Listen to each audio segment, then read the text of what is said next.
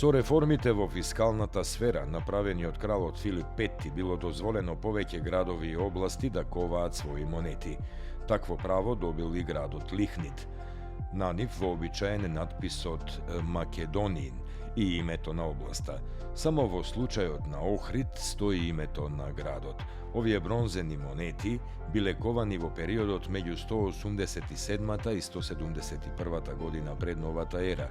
Откриени се во Охридската тврдина и представуваат единствен таков примерок на овие простори.